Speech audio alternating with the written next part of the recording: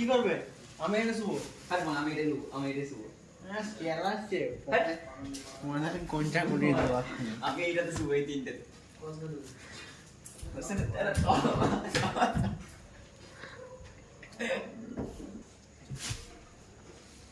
গান মারবো মেয়েটা এখানে শুয়ে রেখে দেবো আমি ভিডিও করছে খেলা আজরা বল কি হলো বে তোর মন খারাপ নাকি বে এই কাজ ফাজ করিনি মানে মন খারাপ নাকি বে এই কি এখানে বলবে এদিকে